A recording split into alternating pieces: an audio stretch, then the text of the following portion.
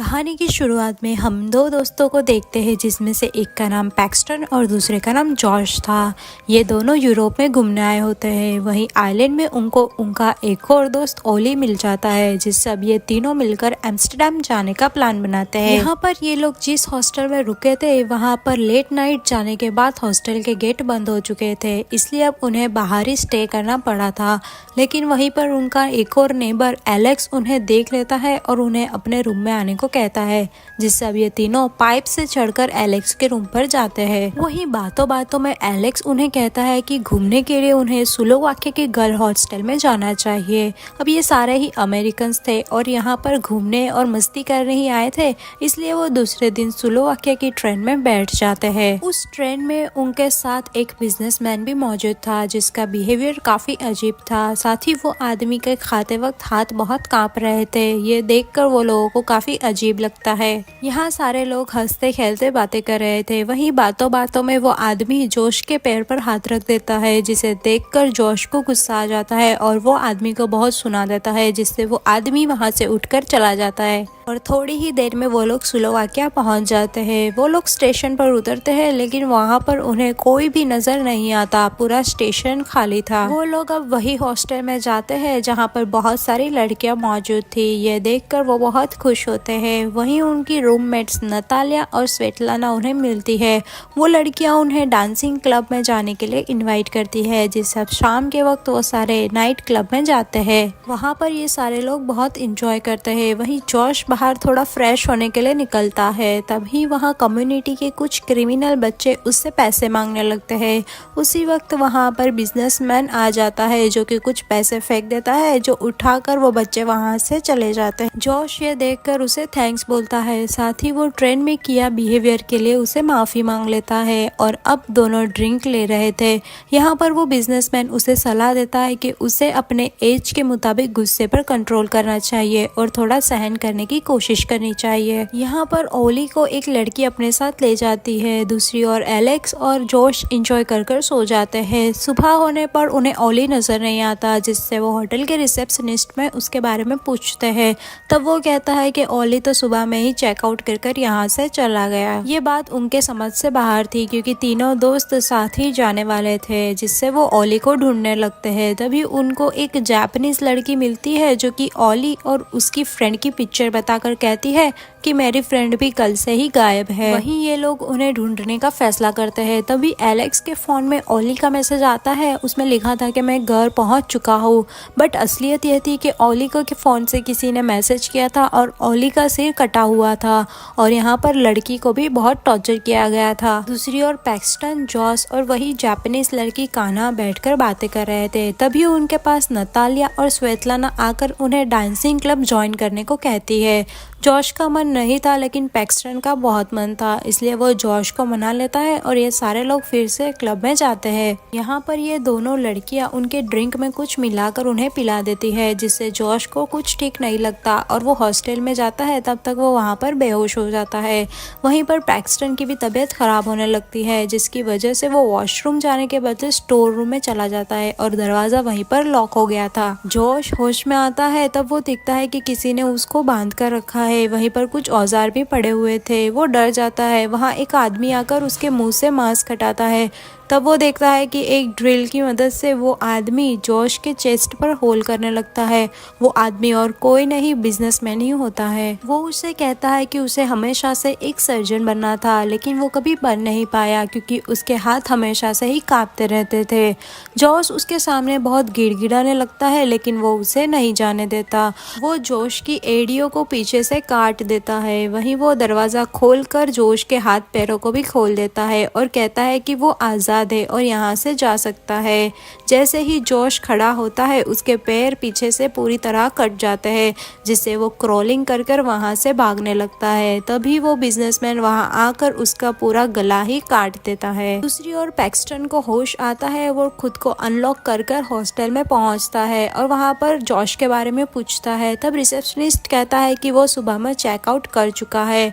उसे ये बात बड़ी अजीब लगती है। अब वो वही जापानीज लड़की कान्हा के बारे में उससे पूछता है। फिर से वो यही बताता है कि सुबह में वो भी चेकआउट कर यहाँ से जा चुकी है। वो अपने रूम में जाता है, तभी वो देखता है कि फिर से दो लड़की उसके रूम में आकर उसे क्लब में चलने को कहती है। उसे अब बहुत शक होने लगता है। पैक्सटन जॉश को कॉल लगाता है, लेकिन उसका फोन स्विच ऑफ आ रहा था, जिससे अब वो पुलिस स्टेशन में जाकर रिपोर्ट लिखवाता है, लेकिन पुलिस ऑफिसर भी उसकी हेल्प नहीं करते। यहाँ पर वो दोनों लड़की नतालिया और स्वेतलाना को देखता है रेस्टोरेंट में। वो वहाँ जाकर जॉश के बारे में उससे पूछने लगता है। पहले तो नतालिया अपनी बातों में घुमाने लगती है उसे, लेकिन बाद में पैक्सटन के गुस्सा होने पर वो उसे अपने साथ कहीं पर ले जाती है। वो उसे कार में बिठाकर एक फैक्ट्री के पास ले जाती है, जहाँ पर बहुत सारे गार्ड्स भी खड़े हुए थे। वहाँ वो उसे अंदर ले जाती है, तब पैक्सटन देखता है कि वो बिजनेसमैन जॉश को पूरा काट चुका था और वो उस पर सर्जिकल ऑपरेशन कर रहा था। वो वहाँ से भागने ही जा रहा था, तब गार्ड्स पैक्सटन को पकड़ लेते हैं और पैक्सटन देखता है कि चारों ओर बहुत सारे लोगों को टॉर्चर किया जा रहा था। गार्ड्स पैक्सटन को भी एक जगह ले जाकर उसे बांध देते हैं। वहाँ गार्ड पैक्सटन को देखकर कहता है कि ये तो अमेरिकन है और वहाँ से चला जाता है। यहाँ पर एक आदमी आकर पैक्सटन को टॉर्चर करने लगता है।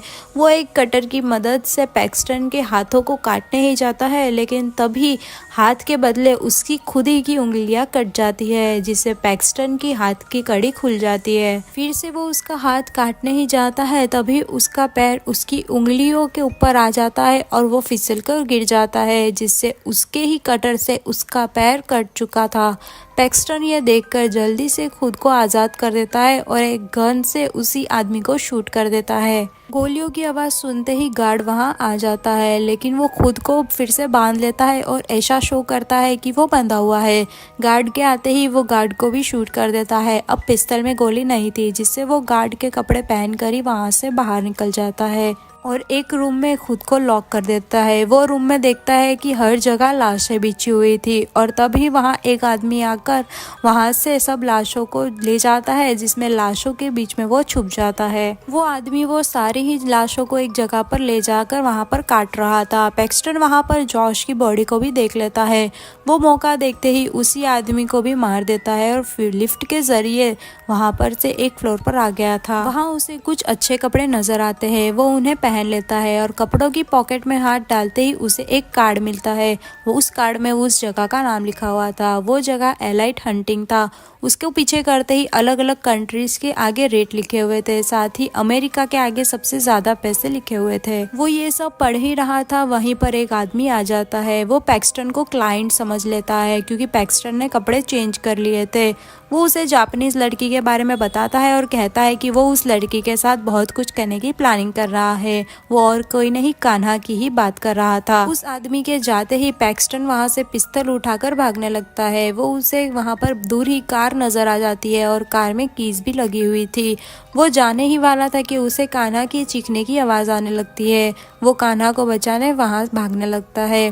वो उसी रूम में पहुंच जाता है जहां पर वो आदमी कान्हा को टॉर्चर करता था और वो टॉर्च की मदद से कान्हा की आंखों को जला रहा था। पैक्सटन पिस्तल से उसे मार देता है। कान्हा बहुत ही चीख रही थी, क्योंकि उसकी आधी आंख बाहर आ चुकी थी। उसे काफी दर्द हो रहा था, जिसे पैक्सटन एक कैंची की मदद से उसकी आंखों को काट देता है और ये सीन बहुत ही डिस्टर्बिंग होता है। किसी तरह वो लोग वहां से भागने में कामयाब हो जाते हैं, लेकिन सिक्योरिटी गार्ड उन्हें देख लेता है और उन्हें पीछा करने लगते हैं। रास्ते में उन्हें नतालिया, स्वेतलाना और एलेक्स नजर आते हैं। वो गुस्से में उन पर गाड़ी चलाकर उन्हें मार डालता है। यहीं पर रास्ते में उन्हें पुलिस भी नजर आती है, जो कि चेकिंग कर रही थी। पुलिस भी उन लोगों से ही मिली हुई थी। वो पैक्सटन को देख लेते हैं और उसकी कार के पास जाते हैं, लेकिन कार के पास पैक्सटन और कान्हा नहीं थे, क्योंकि वो दोनों पहले ही भाग चुके थे। वो लोग जंगल के रास्ते भागने लगते हैं और भागते हुए वो लोग स्टेशन पहुंच जाते हैं। दूसरी ओर उन्हें सभी लोग ढूंढ रहे थे। वहाँ पैक्सटन भागने का रास्ता ढूंढ रहा था। वहीं कान्हा अपने चेहरे को देख लेती है। वो काफी डिसहार्ट हो गई थी, जिसे देखकर वो ट्रेन के आगे आकर सुसाइड कर लेती है। दूसरी ओर पैक्सटन को भागने का मौका मिल जाता है और जब पैक्सटन ट्रेन में बैठा होता है, तभी उसे वही बिजनेसमैन की आवाज आती है। वो बिजनेसमैन जो स्टेशन पर रुकता है, वहीं वो उसका पीछा करने लगता है। वो बिजनेसमैन वॉशरूम में जाता है, तभी पैक्सटन उसके पीछे जाने लगता है। वही आदमी वहां पर अपनी कंपनी का कार्ड गिरा हुआ देखता है। वो उसे उठा नहीं जाता है, तभी नीचे से पैक्सटन चाकू से उसकी दोनों उंगलियों को काट देता है। साथ ही वो अंदर आकर उसका गला ही काट देता है। क्योंकि स्टार्टिंग में हमें हमें वो सीन बताया जाता है जहाँ पर पैक्सटन उस बिजनेसमैन को पकड़कर मार देता है। यहाँ पर उसकी हालत इतनी खराब थी कि वो पुलिस वाले उसे देख लेते हैं और हॉस्पिटल में ले जाते हैं और वहाँ वो लेडी पुलिस इंस्पेक्टर को सारी बातें बता देता है कि कैसे वहाँ पर लोगों को मारा जाता था। सबूत के तौर पर वो वही कार्ड बताता है जो कि उसने हंटिंग क्लब में से लिया था। साथ ही वो देखता है कि वही कार्ड पर जैसा डॉग का निशान था, वहाँ के मेंबर्स के हाथों पर भी वही निशान बना हुआ था। ये सुनकर वहाँ के एक ऑफिसर दरवाज़ा बंद कर देता है और बाकी सारे लोग अपने हाथों पे वही टैटू बताते हैं और अब वो सारे लोग पैक्सटन को भी मार देते हैं। लेकिन असल में ये हकीकत नहीं थी, ये एक ख्वाब था। दरअसल पैक्सटन ख्वाब देख रहा था, वो इस सदमे से बाहर ही नहीं निकल पा रहा था। वो अपनी एक दोस्त के घर ही रह रहा था। उसे लगता था कि अगर वो सारी बातें किसी को बताएगा तो शायद वो लोग उसे ढूंढकर मार देंगे या फिर पुलिस ही कहीं उनके साथ मिली हुई होगी तो उसे वो मार देंगे। यही डर की वजह से वो चैन से नहीं जी पा रहा था। उसका बिहेवियर भी काफी चेंज हो गया था, जिसकी वजह से उसके दोस्त के साथ उसकी बहस हो जाती है। दूसरे दिन सुबह उसकी दोस्त उठकर पैक्सटन को देखने जाती है। यहाँ किचन में एंटर करते ही वो पैक्सटन की लाश देखती है जिस पर सर गायब था और उसकी बॉडी को बिल्ली खा रही थी। दूसरी ओर हम बिजनेसमैन साशा को देखते हैं जिसके पास एक आदमी आकर एक बॉक्स देता है और वो बॉक्स देखकर काफी खुश हो जाता है। यहाँ पर हम लॉर्ना, ब्रिटनी और बेथ को देखते हैं जो कि एक आर्ट क्लास में स्केच बना रही थी। वो एक मॉडल का स्केच रेडी करती है। क्लास खत्म होने पर वो मॉडल बेथ से अपना स्केच बताने को कहती है। वो स्केच एवरेज था, फिर भी वो मॉडल उसे खरीद लेती है। बेथ उसे वो स्केच फ्री में ही दे देती है, जिसे वो मॉडल उन्हें ड्रिंक ऑफर करती है। तभी बेथ बताती है कि वो जल्दी में है, उन्हें कहीं जाने के लिए लेट हो रहा है। हम देखते हैं कि तीनों ट्रेन में ही कहीं जा रहे थे वैकेशन पर इंजॉय करने के लिए। वहीं बेथ और ब्रिटनी ड्रिंक लेने के लिए कहीं जाते हैं जहां लॉर्ना भी कैबिन में अकेली बैठी हुई थी। यहाँ पर दोनों से एक अजीब आदमी टकराता है जिस पर वो ध्यान नहीं देते और ड्रिंक लेने के लिए आगे चले जाते हैं। ड्रिंक लेने के दौरान बेथ की नजर पड़ती है वही मॉडल एक्सेल पर, जिसे देखकर वो शॉक हो जाती है। वो उसे पूछती है कि तुम यहाँ क्या कर रही हो। तब वो बताती है कि हम लोग यहाँ पर प्लान कर चुके हैं, मुझे भी घूमने जाना था, मन हो रहा था, इसलिए मैं भी वैकेशन पर आ गई। यहाँ दूसरी ओर लॉर्ना कैबिन में अकेले काम कर रही थी। तभी पीछे से एक आदमी उसे घूरने लगता है और थोड़ी ही देर में वो कैबिन में आ जाता है। कुछ ही देर के बाद जब बेथ और ब्रिटनी वापस आते हैं तब वो लॉर्ना को रोते हुए देखते हैं। पूछने पर लॉर्ना कहती है कि एक आदमी उसका आईपैड चुरा कर ले गया।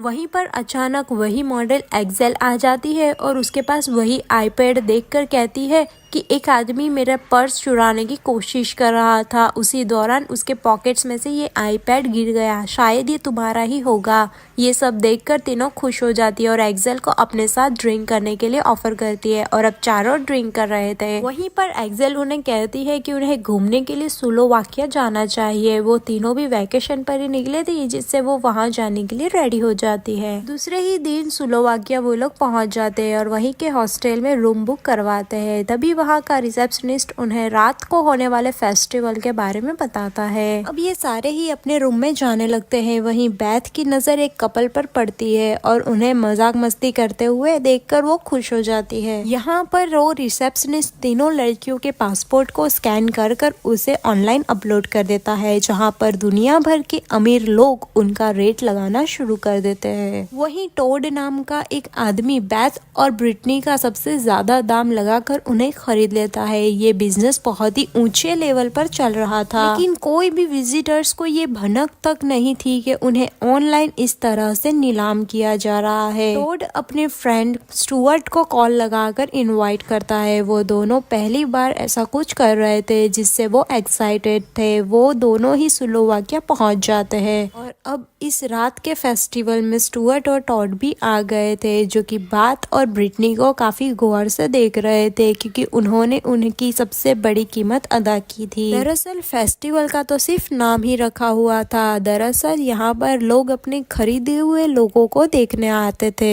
यहाँ व्हिटनी लॉरेन को बताती है कि बेथ की मदर मरते हुए अपनी सारी प्रॉपर्टी बेथ के नाम कर गई, जिससे वो काफी अमीर है। साथ ही वो अपने फादर को भी पैसे खर्च करने देती है। वो इतनी अमीर है कि वो सारे पैसों से स्लोवाकिया भी खरीद सकती है। यहाँ पर सारे ही लोग एंजॉय कर रहे थे, लेकिन लॉरेन अकेली बैठी हुई ड्रिंक कर रही थी। वहीं एक आदमी उसके पास आकर उसे डांस के लिए पूछता है और अब दोनों डांस करने लगते हैं। दूसरी ओर बेथ के पास एक लड़का आता है, लेकिन वो उसे इनकार कर देती है। वो लड़का उसे कहता है कि मैं तुम्हारी हेल्प कर सकता था, लेकिन अब मैं नहीं करूंगा। ऐसा कहकर वो वहां से चला जाता है। उसके बाद बेथ के पास रिसेप्शनिस्ट आकर उसे ड्रिंक ऑफर करता है, लेकिन बेथ वो ड्रिंक नहीं पीती और उसे पीछे फेंक देती है। वो ड्रिंक स्टुअर्ट पर गिरती है, जिसे वो सॉरी कहती है और दूसरी ड्रिंक लेने के लिए जाती है। यहाँ वो लॉरेन को देखती है, जो कि जिसके साथ डांस कर रही थी उसी के साथ बोट में बैठकर कहीं जाना चाहती थी। बेथ उसे जाने से मना करती है और कहती है कि हमें यहाँ पर किसी पर भी भरोसा नहीं करना चाहिए। यहाँ पर बेथ और स्टुअर्ट बातों में बिजी हो जाते हैं। तभी बेथ को लॉरेन नहीं दिखती, वो उसे ढूंढने लगती है। तभी स्टुअर्ट उसे बाय बेथ करके जाने देता है।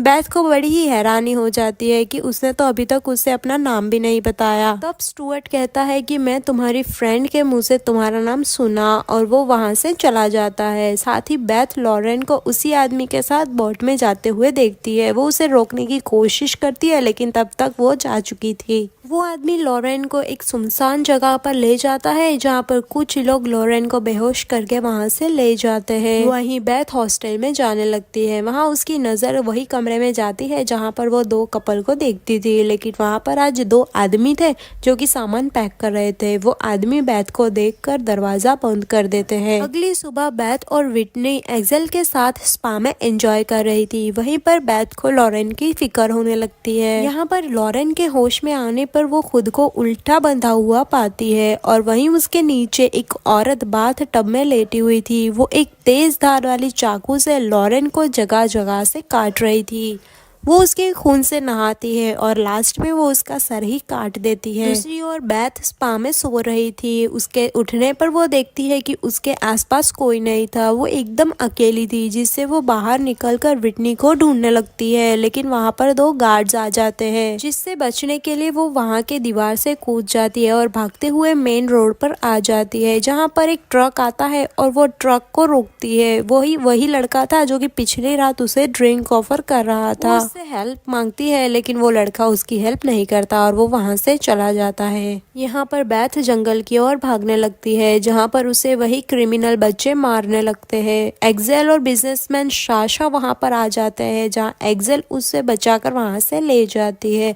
दूसरी ओर साशा उन बच्चों में से किसी एक को आगे आने को कहते हैं, जहाँ बिना सोचे समझे वो एक बच्चों को आगे कर देते हैं। यहाँ पर साशा उन्हें गोली मार देता है और उन बच्चों पर इसका कोई असर नहीं होता और वो जंगल की ओर आगे बढ़ने लगते हैं। यहाँ पर वही मॉडल एक्सेल बेथ को साशा के घर पर ले जाती है, जहाँ एक्सेल की बहुत ही बड़ी पेंटिंग लगी हुई थी। इट मीन्स कि उसे बेथ की बनाई हुई पेंटिंग में कोई इंटरेस्ट नहीं था, वो तो उसे यहाँ बुलाने का एक बहाना था। दूसरी ओर विटनी को एक मेकअप आर्टिस्ट रेडी कर रहे थे क्लाइंट्स के लिए, लेकिन तभी विटनी वहाँ पर उसे मारकर भागने लगती है। लेकिन वहाँ पर चारों ओर सीसीटीवी कैमरास थे, जिससे गार्ड हर जगह को सील कर देते हैं और वो वहां से नहीं भाग पाती। दूसरी ओर बेथ एक्सेल के रूम में थी और वहां पर पड़ी हुई फोटोज को देख रही थी, जिसमें वही आदमी था जिसने लॉरेन का आईपॉड चुराया था स्टार्टिंग में, और साथ ही दो और लड़कियों की पिक थी, जो कि पार्ट 1 में नतालिया और स्वेतलाना की थी। वो वही विंडो में से दो गार्ड को आते हुए देखती है, जो कि स्पा में उसके पीछे पड़ते हैं, और उसे सारी कहानी समझ में आ जाती है कि एक्सेल भी उन्हीं से मिली हुई है। वो वहां से बचने के लिए खुद को एक वार्डरोब में बंद कर देती है, जहाँ से होते हुए वो एक सीक्रेट रूम पर पहुंच जाती है। उस रूम में बहुत सारे कटे हुए सर ट्रॉफी के तरह सजाए हुए थे, साथ ही उनमें से एक सर पैक्सटन का होता है। वो यहाँ पर कुछ समझ पाती, तभी गार्ड्स आकर उसे पकड़ लेते हैं। यहाँ पर टोड और स्टुअर्ट भी कार में बैठकर आते हैं और कपड़े चेंज कर कर अपने अपने रूम में चले जाते हैं। स्टुअर्ट जो रूम में जाता है वहाँ बेथ होती है और वो बेथ को कहता है कि वो ये नहीं करना चाहता, लेकिन अपने दोस्त के कहने पर यहाँ आया है। ऐसा कहकर वो उसे खोलकर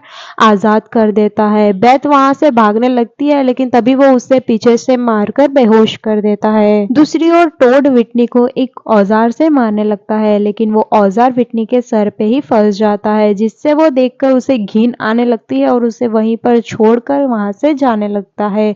लेकिन वहाँ के एक रूल होते हैं कि इंसान को वहाँ से मारकर ही बाहर निकलना। यहाँ पर गार्ड उसे अंदर जाने को कहते हैं लेकिन वो अंदर नहीं जाता, जिससे वो अपने जंगली कुत्ते उस पर छोड़ देते हैं और वो जंगली कुत्ते टोड को पूरी तरह से चीड़ फाड़ कर खा जाते हैं। अब सारे गार्ड्स विटनी की पट्टी कर कर उसका फोटो दूसरे क्लाइंट्स को बताते हैं, जिससे कि वो सस्ते दामों में उसे कोई खरीद सके। यही फोटो स्टुअर्ट को बताते हैं, जो देखकर स्टुअर्ट उसे खरीद लेता है और वो विटनी को पूरी तरह से मार देता है। विटनी का नेकलेस वो बैथ को पहनाता है। यहाँ बैथ अपनी जान बचाने के लिए स्टुअर्ट को लालच देने लगती है, जिससे वो उसे खोल देता है, लेकिन मौका देखते ही वो स्टुअर्ट को मारने के लिए उसे बांध देती है। यहाँ पर गार्ड्स आ जाते हैं। वो उन्हें गन पॉइंट पर कहती है कि वो स्टुअर्ट को मार देगी अगर वो साशा को यहाँ पर नहीं लेकर आए तो, जिस वजह से वो लोग साशा को बुलाते हैं। उसके वहाँ आते ही वो वहाँ का मेंबर बनने की ख्वाहिश रखती है। वो तो पहले से ही अमीर थी। साशा रूल बताते हुए कहता है कि यहाँ का मेंबर बनने के लिए किसी एक को मारने को कहता है। तभी वो कुछ सोचे समझे बिना स्टुअर्ट को मार देती है और वहाँ से निकल जाती है। और अब वो वहाँ की मेंबर बन चुकी थी। वो हाथ में वही टैटू बना देती है जो सारे क्लाइंट्स के हाथ में बना हुआ था, और अब वो बच्चों की मदद से एक्सेल को जंगल में ले आती है और उसका सर वहीं पर काट देती है। यहाँ सारे बच्चे उसके सर से फुटबॉल खेलने लगते हैं और मूवी का यहीं पे दी एंड होता है। कहानी की शुरुआत में हम ट्रेविस नाम के लड़के को देख पाते हैं जो कि होटल में रूम की बुकिंग करवा रहा था। वो रूम में जाता है तभी वहां से पहले से रहने वाले लोग बैग्स को पैक कर कर चेकआउट करने वाले थे, जिसमें लड़के का नाम विक्टर और लड़की का नाम एनका होता है। ट्रेविस दोनों को ड्रिंक ऑफर करता है और ड्रिंक पीकर एनका नहाने चली जाती है। थोड़ी देर बाद जब एनका वापस नहीं आती तो विक्टर उसे चेक करने जाता है। वो चीख कर ट्रेविस को बुलाता है क्योंकि एनका बेहोश हो गई थी। थोड़ी ही देर में विक्टर भी वहीं पर बेहोश हो जाता है। वहां पर कुछ लोग आते हैं और उसे उठाकर वहां से ले जाते हैं। यहाँ हमें पता चलता है कि ट्रेविस ने दोनों के ड्रिंक में कुछ मिला कर दिया था, इसलिए वो बेहोश हो गए थे। यही नहीं, वो एलाइट हंटिंग क्लब के लिए काम करता था। विक्टर को जब होश आता है तब वो देखता है कि वो किसी सेल में बंद है। उसे याद नहीं होता कि आखिर वो यहाँ पर कैसे आया। तभी वहाँ कुछ आदमी एनका को निकालकर वहाँ से ले जाते हैं। कहानी यहाँ से शिफ्ट होती है और हम स्कॉट नाम के लड़के को देख पाते हैं, जिसकी शादी एमी नाम के लड़की से एक हफ्ते के बाद होने वाली थी। इसलिए स्कॉट के दोस्त उसे बैचलर पार्टी के लिए बाहर ले जाना चाहते थे। वो लोग लास वेगास जाते हैं जहाँ उनके बाकी के दोस्त भी उन्हें मिल जाते हैं। यहाँ पर क्लब में उन्हें दो लड़कियां कैंड्रिया और निक्की मिलती है। ये दोनों लड़कियां उन्हें बाहर क्लब के लिए इनवाइट करती है। ये जगह सिटी से बहुत दूर होती है, इसलिए ये लोग कैब बुक करके वहाँ चले जाते हैं। वहाँ पहुँचते वो देखते हैं कि ये जगह बहुत ही सुनसान थी, वहाँ कोई भी मौजूद नहीं था। स्कॉट को उसकी फियांसी एमी का कॉल आता है और वो उससे बात करने लगता है। तभी उसके दोस्त आगे बढ़ चुके थे। जब एमी से बात करने के बाद स्कॉट ढूंढता है उन्हें, लेकिन उसे कोई भी नहीं नजर आता। तभी पीछे से कोई आकर उसका कपड़े से मुंह दबाकर उसे व्हीलचेयर पर बिठाकर कहीं ले जाते हैं। उसके मुंह में पाइप डालकर लिक्विड डाल रहे थे। स्कॉट बहुत ही डर जाता है, लेकिन तभी हमें पता चलता है कि ये उसके दोस्त ही सब कर रहे थे और ये एक प्रैंक था। और अब ये सब लोग पार्टी करने लगते हैं। स्कॉट को लेकर केंद्रा वहाँ से चली जाती है। सारे दोस्त पार्टी कर रहे थे, लेकिन कोई भी जस्टिन को नहीं पूछ रहा था, इसलिए निक्की जस्टिन को अपना कार्ड देकर वहाँ से चली जाती है। अचानक स्कॉट की तबीयत खराब होने लगती है, इसलिए वो क्लब से बाहर आ जाता है, लेकिन वो देखता है कि वहाँ की कैब का ड्राइवर अभी भी मौजूद था। वो क्लब के अंदर जाने की कोशिश करता है, लेकिन दरवाजा लॉक था और वो वहीं पर बेहोश हो जाता है। अब हम एलाइट हंटिंग के लोगों को देखते हैं, जो कि कुछ लोगों को उठाकर वहाँ से ले जाते हैं। अगली सुबह स्कॉट की आँख खुलती है। वो देखता है कि वो जस्टिन और कार्टर के साथ में है। उसे बिल्कुल भी याद नहीं था कि आखिर कल रात उसके साथ क्या हुआ था। यहाँ स्कॉट देखता है कि माइक नहीं था। वो उससे पूछता है कि माइक आखिर कहाँ पर है। वो कहता है कि कल रात को वो निक्की के साथ बाहर गया था, उसके बाद वो वापस ही नहीं आया। स्कॉट उसे कॉल लगाता है, लेकिन उसका कॉल नहीं जा रहा था, इसलिए वो लोग सोचते हैं कि शायद वो जल्दी ही वापस आ जाएगा। यहाँ हम माइक को देखते हैं, जो कि एलाइट हंटिंग वालों के कब्जे में आ चुका था और अभी एक सेल में बंद था। तभी वहाँ पर दो लोग आते हैं और उसे उठाकर वहाँ से ले जाते हैं और एक चेयर पर बांध देते हैं। और हम देखते हैं कि उसे एक डिस्प्ले की तरह रखा गया था और आसपास उसे देखने के लिए अमीर लोग बैठे थे। वो सब माइक की साइड से बैटिंग लगा रहे थे, जैसे कि वो अपनी जिंदगी जिंदगी के लिए भीख मांगेगा या पैसों का लालच देगा या अपनी फैमिली का वास्ता देकर जान बचाएगा। तभी वहाँ एक आदमी आकर माइक के फेस पे मास्क लगाकर आउटलाइन ड्रॉ करने लगता है। तभी माइक उसे उसकी फैमिली का वास्ता देकर जान बचाने की कोशिश करने लगता है। यहाँ हम देखते हैं कि जिसने फैमिली वाला ऑप्शन पर बैट लगाई थी वो जीत जाता है। यहाँ वो आदमी माइक के फेस की स्किन काट कर निकाल देता है। उसके साथ यह होता देखकर काफी लोग एंजॉय कर रहे थे। यहाँ पर ये बात पता चलती है कि मूवी की फर्स्ट पार्ट में हर इंसान की एक फिक्स रेट थी, सेकंड पार्ट में लोगों को ऑनलाइन डिमांड की जाती और थर्ड पार्ट में जिंदा इंसानों का जुआ खेला जा रहा था। माइक के फ्रेंड निक्की के कार्ड के जरिए माइक को ढूंढने लगते हैं। वो कार्ड जो कि पार्टी में निक्की ने जस्टिन को दिया था, उसके जरिए वो लोग निक्की के घर पहुंच जाते हैं, लेकिन घर लॉक था इसलिए वो विंडो से कूदकर अंदर जाने लगते हैं। तभी अचानक वहां केंद्रा एक आदमी को लेकर उन पर गन से शूट कर देती है। स्कॉट उसे कहता है कि वो सिर्फ निक्की को ढूंढने आए हैं क्योंकि निक्की कल रात को माइक को लेकर साथ में गई थी। तब केंद्रा कहती है कि कल रात से निक्की भी वापस नहीं आई है। और अब हम यहाँ निक्की को देखते हैं जो कि डिस्प्ले में रखी गई थी और वहाँ एक आदमी आकर निक्की के पास इतने सारे कॉकरोच डालने लगता है और सारे कॉकरोच निक्की के मुंह के अंदर चले जाते हैं, जिससे उसका दम घुटने लगता है और वो चौक करने लगती है और उसकी वहीं पर मौत हो जाती है। केंद्रा भी अब यहाँ पर ये सबके साथ निक्की को ढूंढने के लिए निकल जाती है। दूसरी ओर हम ट्रेविस को देखते हैं जो कि निक्की के फोन से उसकी फोटो लेकर केंद्रा को सेंड करता है और एक एड्रेस भी भेजता है, जिससे ये सारे लोग अब उस एड्रेस पे आ जाते हैं। यहाँ ये लोग आते हैं तब उन्हें बेहोश कर कर ले जाया जाता है। सबकी आंख खुलती है तब सब सेल में बंद है। साथ ही हम विक्टर को देखते हैं जो कि मूवी की स्टार्टिंग में रूम में मौजूद था। सबको वो कहता है कि कोई भी नहीं बचेगा, सब मरने वाले हैं। दो गार्ड वहां पर आते हैं और जस्टिन को अपने साथ ले जाने लगते हैं। वही कार्टर उन्हें अपने पास बुलाकर अपना टैटू बताने लगता है और वो उसे लॉकअप से जाने देते हैं और बाहर निकाल देते हैं। मतलब कि कार्टर भी अब हंटिंग क्लब का मेंबर था। स्कॉट को कुछ भी समझ नहीं आ रहा था। यहाँ पर हम देखते हैं कि जस्टिन को भी डिस्प्ले में रखा गया है और कार्टर भी वहां पर ही बैठा हुआ था। इस बार जस्टिन के पास क्रीपी मास्क पहनकर एक लड़की आती है। वो जस्टिन पर तीर से वार करने लगती है। वो इतने तीर के वार करती है कि जस्टिन अर्धमरा हो जाता है और लास्ट में वो उसके मुंह से आर पार तीर कर देती है। अब इनका मेन इवेंट शुरू होता है जिसमें वो लोग स्कॉट को तैयार कर मेन डिस्प्ले में बिठा देते हैं। वहीं पर उसे मारने और कोई नहीं कार्टर उसका बेस्ट फ्रेंड ही आता है। वो स्कॉट को कहता है कि ये सब उसी ने प्लान किया था क्योंकि वो एमी को पसंद करता था। वो ये नहीं चाहता था कि स्कॉट उसके शादी करे। वो स्कॉट के मारने के बाद एमी को दिलासा देगा और कुछ समय के बाद वो अपने दिल की बात उसे कह देगा। लेकिन यहाँ पर प्लान में चेंज आ जाता है और ट्रेविस स्कॉट को छोड़ देता है क्योंकि वहाँ पर बैठे हुए लोग क्लाइंट्स की डिमांड थी कि स्कॉट को छोड़ दे। जैसे ही स्कॉट छूटता है वो कार्टर को मारने लगता है। दोनों की फाइट होती है जिसमें स्कॉट उसे मारकर बाहर निकल जाता है। दूसरी ओर विक्टर एक गार्ड को मारकर बाहर आ जाता है लेकिन वो भी वहाँ पर मर जाता है। यहाँ स्कॉट एक रूम में आ जाता है जहाँ मरे हुए लोगों का सामान पड़ा था। वो वहाँ से एक फोन उठाकर पुलिस को कॉल कर देता है। ट्रेविस स्कॉट को ढूंढते हुए वहाँ आता है लेकिन पुलिस भी वहाँ आ रही थी, इसलिए ट्रेविस सारे क्लाइंट्स को वहाँ से सेफली बाहर निकाल देता है। स्कॉट केंद्रा को वहाँ पर निकालकर भागने लगता है लेकिन ट्रेविस केंद्रा को गोली मार देता है और वो स्कॉट पर भी अटैक करता है। स्कॉट किसी तरह से ट्रेविस को मारकर वहाँ से निकल जाता है। उस जगह का ओनर उस जगह को बंद कर वहाँ से जा रहा था और उसकी कार में कार्टर छुपा हुआ था। वो उसे मारकर वहाँ से निकलने लगता है। वो स्कॉट को भागते हुए देखता है इसलिए वो जल्दी से जाकर मेन गेट बंद कर देता है और स्कॉट अंदर ही रह जाता है। वहीं बिल्डिंग में ब्लास्ट हो जाता है। उसके बाद हम कार्टर को देखते हैं जो कि स्कॉट की डेथ के बाद एमी को हौसला दे रहा था। वही हो रहा था जो कि कार्टर चाहता था, लेकिन कहानी में ट्विस्ट आता है क्योंकि स्कॉट अभी भी मरा नहीं था, वो जिंदा था। स्कॉट और एमी मिलकर कार्टर को बेसमेंट में बंद कर उसे टॉर्चर करते हैं। स्कॉट लास्ट में कार्टर को मारकर उसका बदला ले लेता है और इसी तरह बुराई का अंजाम हमेशा बुरा ही होता है। इसी के साथ हमारी मूवी की कहानी यहीं पर खत्म होती है। कहानी कैसी लगी हमें कमेंट करके जरूर बताएं। साथ ही वीडियो को लाइक कर दे, शेयर कर दे। चैनल को अभी तक सब्सक्राइब नहीं किया है तो सब्सक्राइब कर दे। मिलते हैं नेक्स्ट वीडियो में, तब तक के लिए बाय बाय।